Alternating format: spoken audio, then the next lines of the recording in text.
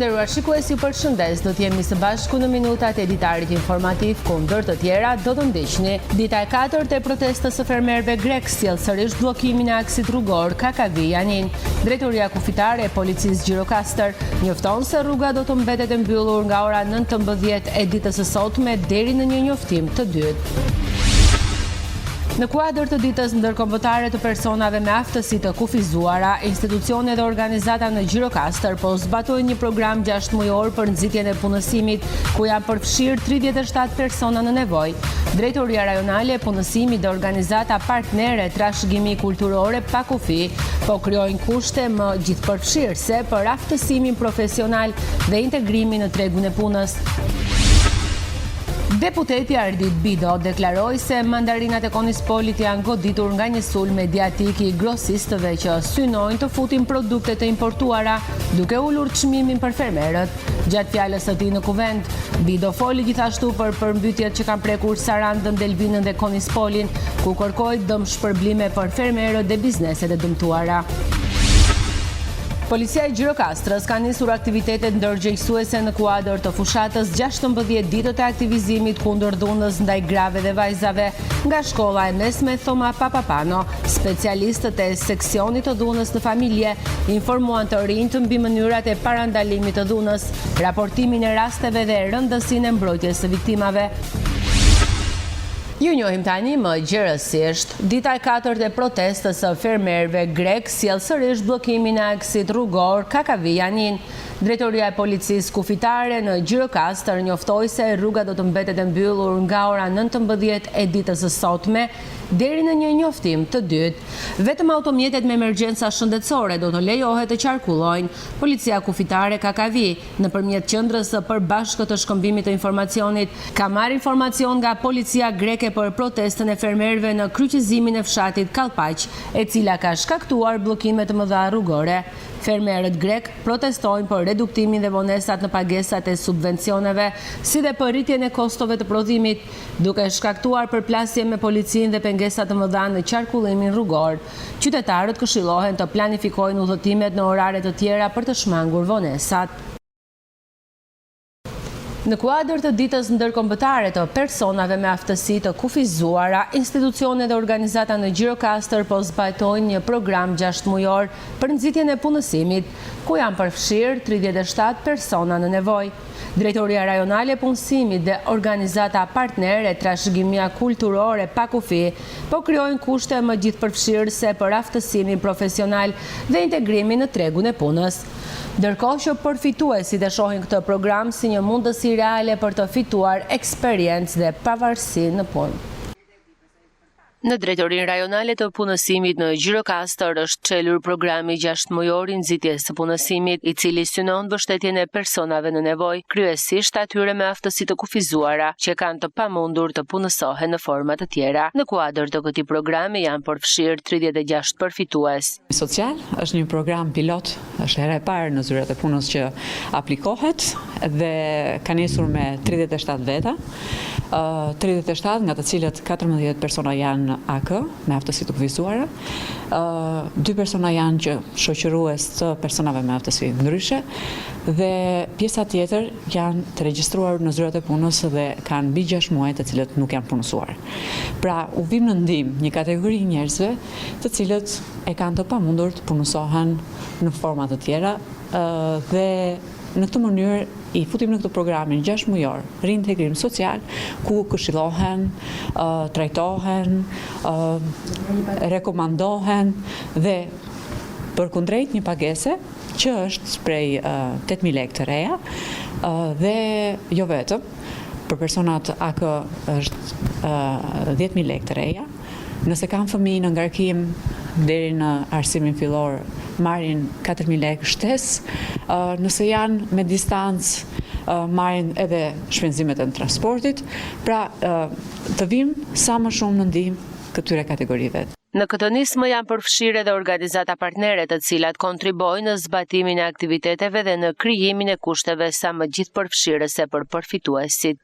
Është një program shumë ambicioz, jemi vërtet shumë të kënaqur që do të jemi pjesë e zbatimit të saj.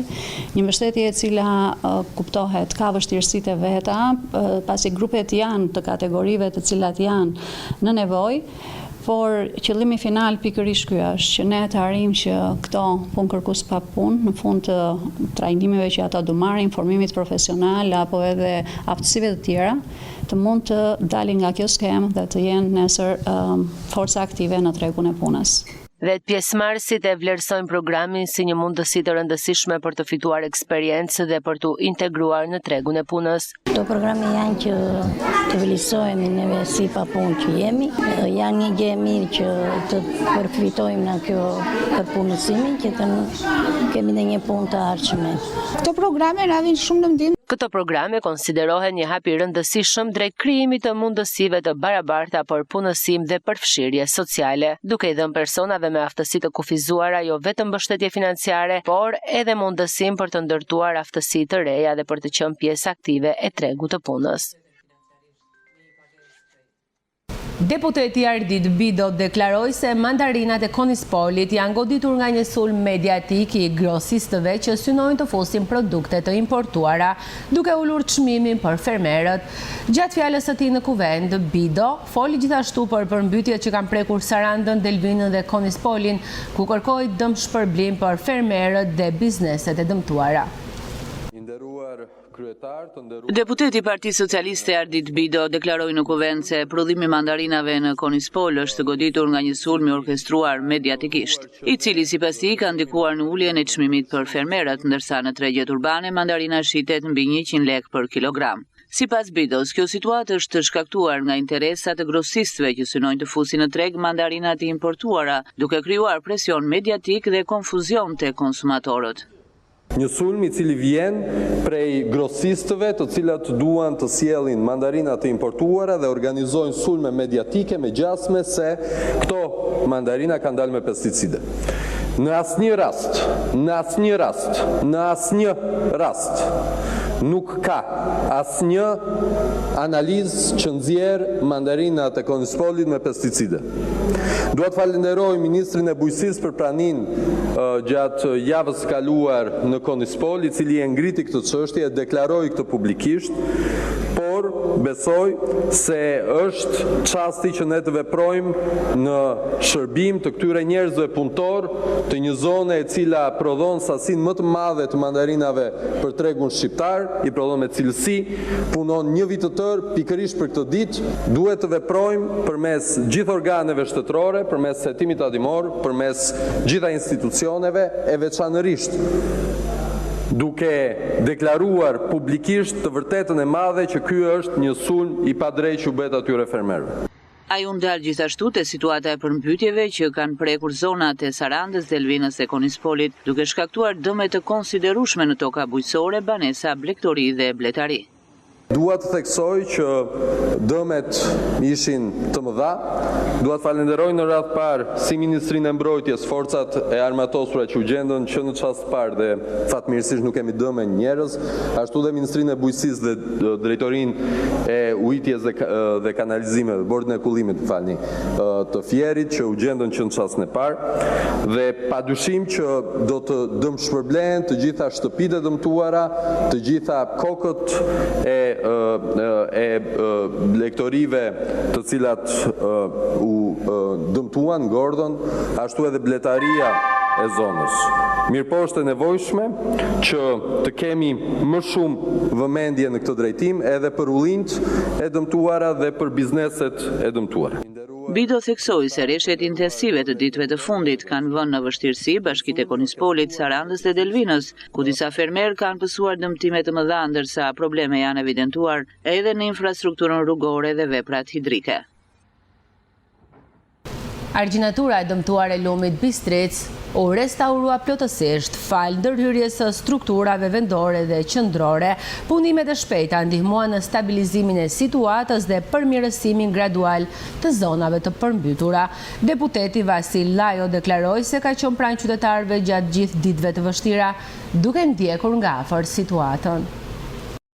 Pas ditëve me rreshje të dendura që shkaktuan dëmtime serioze në argjenaturën e lumit Bistric dhe përmbytjen në disa zona bujqësore, strukturat vendore dhe ato qendrore ndërhyn me urgjencë për të vënë situatën nën kontroll. Segmenti i çar i argjenaturës u riparua plotësisht duke rikthyer një normalitet të përkohshëm dhe duke nisur procesi i përmirësimit gradual të zonave të mbuluara nga uji. Në terren ishte i pranishëm edhe deputeti Vasil Llajo, i cili deklaroi se ka qenë çdo moment pranë qytetarëve në këto ditë të vështira, duke ndjekur nga afër situatën dhe duke theksuar se ndërhyrjet e shpejta janë thelbësore për mbrojtjen e banorëve dhe të ekonomive të tyre.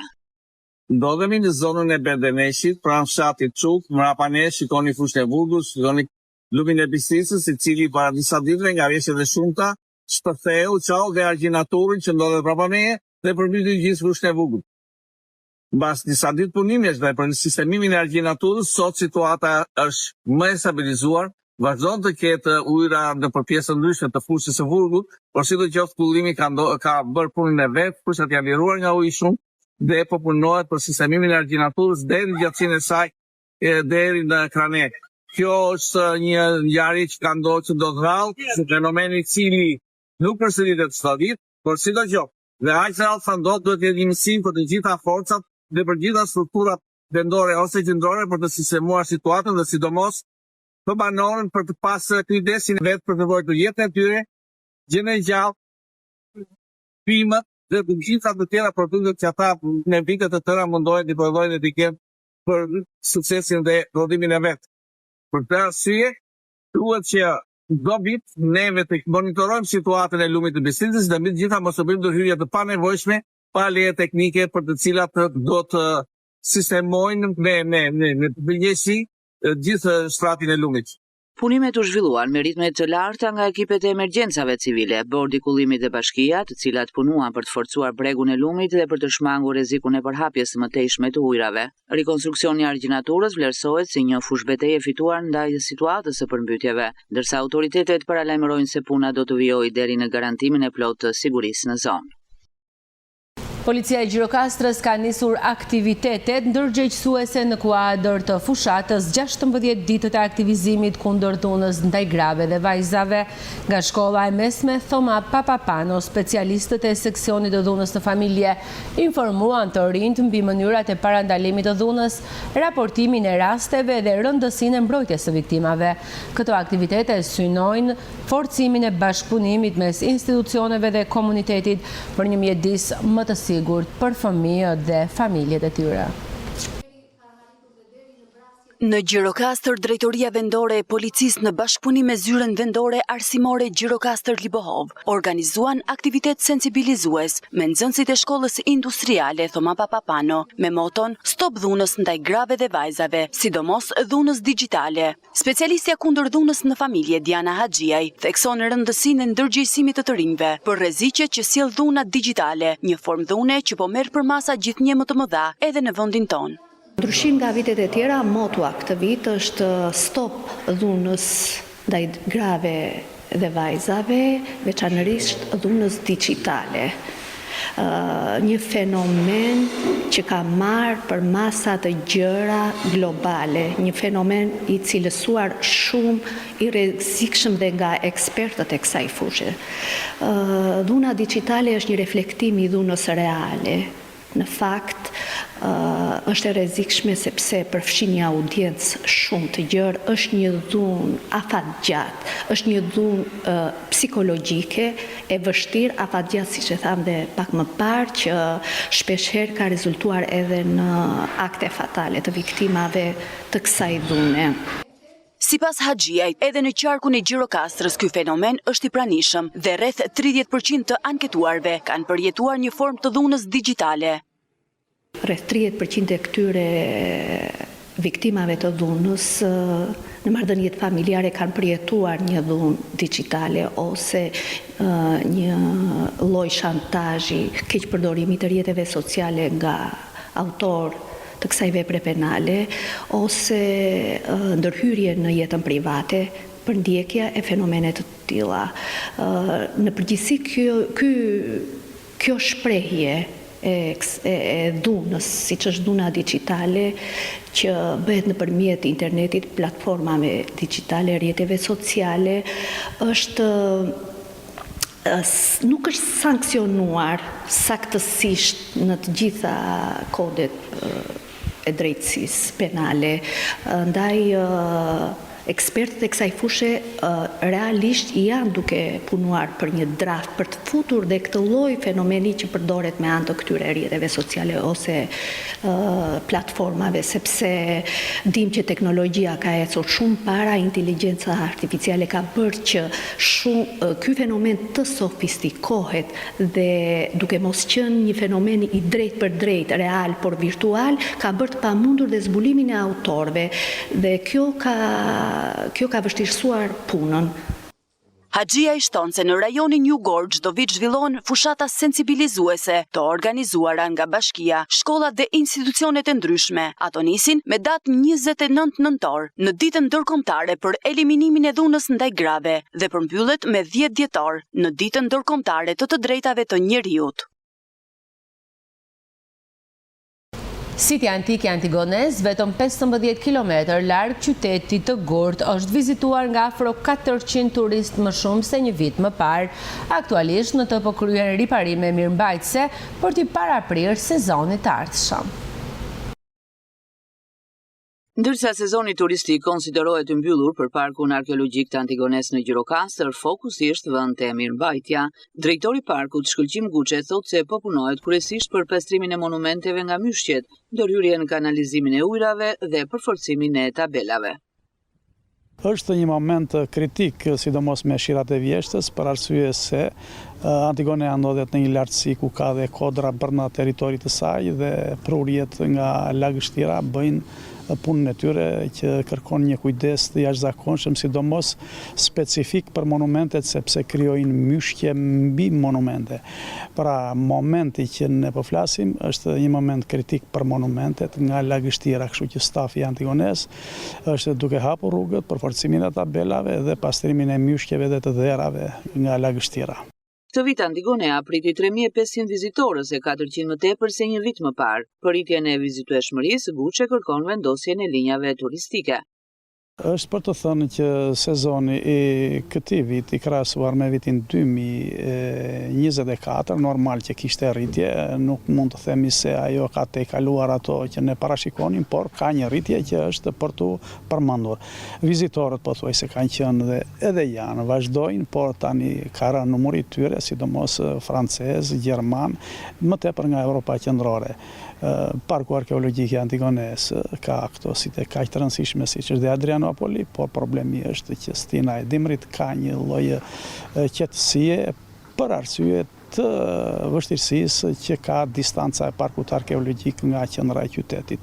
Pra një vajtëardhje 30 km nga parku arkeologjik. Kjo është një lloj vështirësie që i bën turistët, domethënë të stepen, kështu që në një bashkëbisedim për të ardhmen edhe me Këshillim Bashkiak është biseduar që të vendosen disa linja turistike, sidomos për destinacion Antigonen, Labovën, Kordocën, Kardhiqin dhe të tjera ku ka destinacione turistike.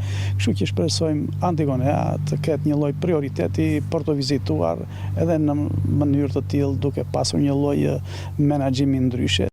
Në të njëjtat shifra qëndron edhe Adrianopoli për sa i përket interesit të turistëve gjatë 2025-s. Në Konispol është hapur një park i ri lojrash për fëmijët, duke plotësuar një mungesë të hershme në qytet. Inaugurimi u shënua me gëzimin e fëmijëve që shijuan lodrat e para në hapësirën e tyre të re. Parku përfaqëson një investim që sjell më shumë cilësi dhe elemente qytetarie në këtë bashki rurale. Një kënd sado modest lojrash për fëmijët ishte mungesa më e dallueshme për Konispolin me status qytet. Kësaj oferte i ka ardhur dita të fshihet nga lista e mungesave, pasi këto ditë në zemër të qytetit më jugor të vendit u është bërë dhuratë jo një kënd, por një park lojrash për fëmijë. Inaugurimi më i mirë ishte lumturimi i fëmijëve që kalonin për herë të parë nga një ralodër në qytetin e tyre në një ditë të kthyer në një fest për të gjithë. Në këtë atmosferë të gëzueshme, të pranishmit dhe donatorët i përshëndeti kryetari i bashkisë Erges Dule. Përshëndetje të gjithëve. përfaqësues të Raiffeisen Bank, mirë se keni ardhur në skaj më jugor të Shqipërisë, Konispoli. Unë dua të falenderoj në veçanti zotin Kanakaris, ju falenderit, mirë se erdhën Konispol dhe shpresoj që ky bashkëpunim të vazhdojë. Kjo hapësirë e reargëtimi shton elemente qytetëse në një bashki rurale duke ofruar për fëmijët një mjedis për relaks, lojë dhe argëtim përmes lojës. Parku i lojrave në Konispol është konkretizimi i bashkëpunimit mes subjektit privat dhe qeverisjes vendore me fokus fëmijët dhe zhvillimin komunitar. Enciklopedia e shkrimtarëve shqiptar është libri që është ende në proces për të sjellë emra të rëndësishëm të letërsisë shqipe që prej vitit 1492 deri në ditët e sotme është një nismë e ndërmarrë nga lidhja ndërkombëtare e poetëve, shkrimtarëve dhe artistëve Pegasi Albania, që ka përfshirë shkrimtar, studiues, analist nga të gjitha trevat e vendit.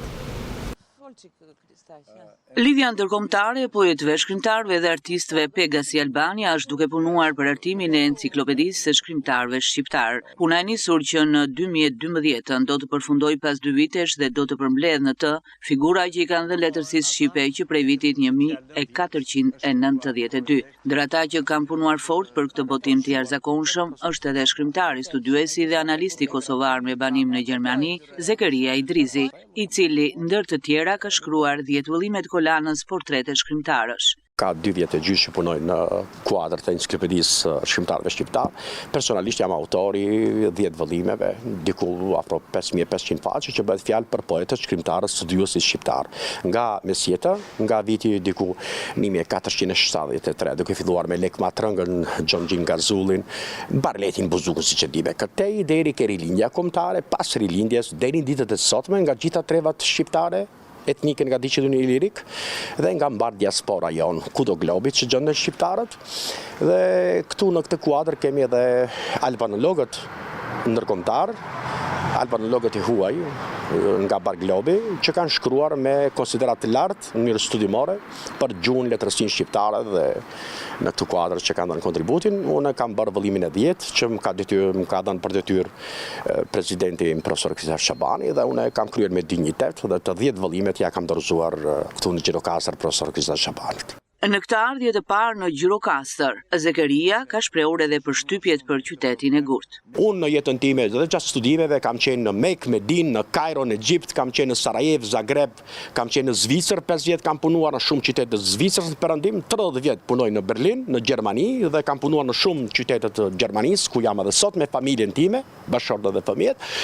Kam qenë në shumë qytete të botës, por megjithatë unë jam mrekulluar me Gjirokastrën. Sinqerisht e them, se më ka folur shumë profesor Kristaçi, kanë folur, kam parë dhe shumë video, kështu foto e dokumentar për Gjirokastrën, po hera parë që e kam parë dje, se me profesor Kristaçin e vizitova shumë vende këtu, veçanti Kalan, aty Kështjellën e muzeun, shtëpinë muze të Kadares, të Enver Hoxhës dikur për shembull, shumë vende monumentale këtu, monumente pash historike, unë jam mrekulluar, e them me sinqeritet.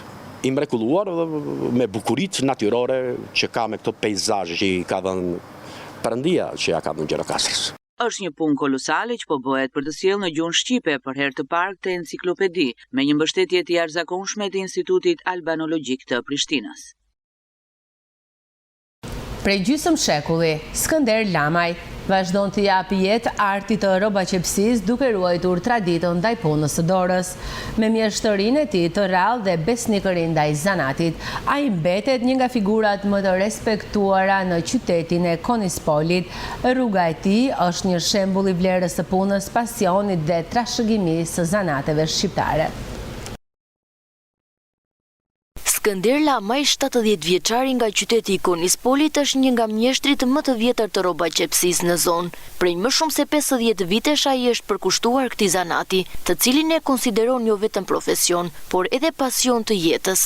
Lamaj e nisi rrugëtimin e tij që në moshë shumë të vogël. Ai mësoi nga rrobaqepsit e vjetër të qytetit dhe më pas ndoqi një specializim 2 vjeçar në Tiranë, ku fitoi njohuritë dhe teknikat që e bën të mos ndahej më kurrë nga kjo punë e dashur për të.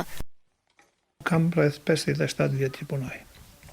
Po në këtë qytet të vogël këtu. E kam pas qejf. Edhe tani që jam në këtë moshë, rreth 70-ave, se kam problem fare. Nuk e kam pas trashëgimi, e kisha thjesht unë pasion. E kisha qejf. këtë profesion. Si e mësuat? Po që në moshë të vogël. Pasi kam mbaruar klasën e 8, kam filluar si në zënës Robaqepës me këta zënat 100 vjetër. Pastaj shkova në Tiranë në specializim 2 vjeçar. Dhe që në moment që jam kthyer nga specializimin nga Tirana, syva më darti profesioni. Është i vështirë? Shumë i vështirë. Pse është i vështirë? Është një nga profesionet më të vështira. Pse? Ja po ta them unë. Në këto vite të tranzicionit, nga 90 dhe këtej, unë nuk shikoj një vajzë ose një djalë të shkojnë të mësoj për Robaqeps. Për çdo profesion shkojnë, por Robaqeps s'kan ba. Edhe pse vitet kanë kaluar, ai vazhdon të qep me të njëjtin pasion. Punon kostume të ndryshme për burra dhe gra, duke nisur nga veshjet klasike deri tek modelet moderne. Robaqepsi i vjetër tregon se kërkesat për qepjen e rrobave janë të larta, ndërsa ai ndjek me përpikmëri çdo proces, nga matjet e deri tek dorëzimi i produktit final.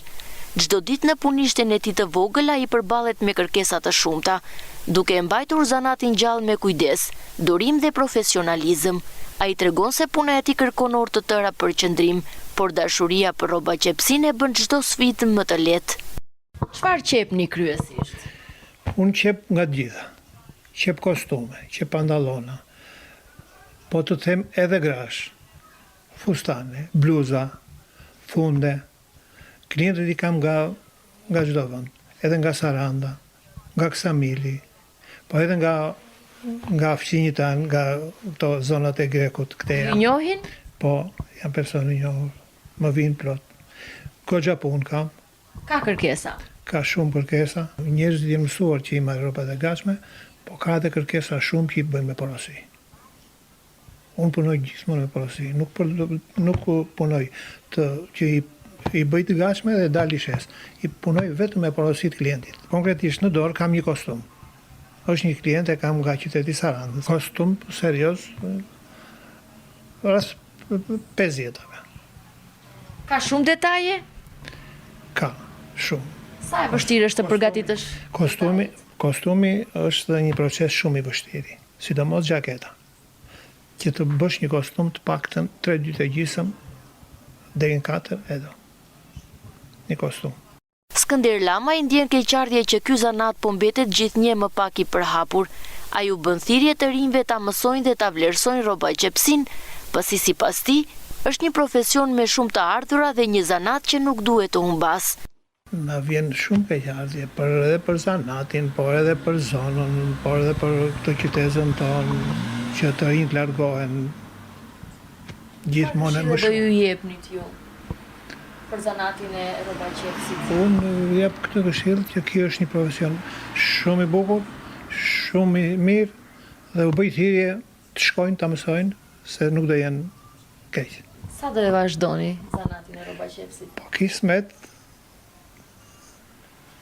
Sa të ke mundësi, s'kam bën plane, po eci dhe vazhdoj. Historia e Skënder Lamajt është shembulli i qartë se si pasioni dhe përkushtimi mund të mbajnë gjallë një zanat edhe përtej kufinjve të kohës. Mjeshtëria e tij vazhdon të vlerësohet nga komuniteti, ndërsa vetë ai mbetet i vendosur të vazhdojë punën përsa të ketë forcë. Në një kohë kur zanatet po zhduken, Lamaj na kujton në rëndësinë e ruajtjes së traditës dhe kalimit të saj tek brezat e rinj për të mos humbur vlerat që dikur e identifikonin çdo familje shqiptare. Të nderuar shikues, ishte gjithçka e përgatitur për këtë ditar informativ. Ju faleminderit për vëmendjen, shikim të këndshëm të programeve në vazhdim. Bashkë në Rutakofshi.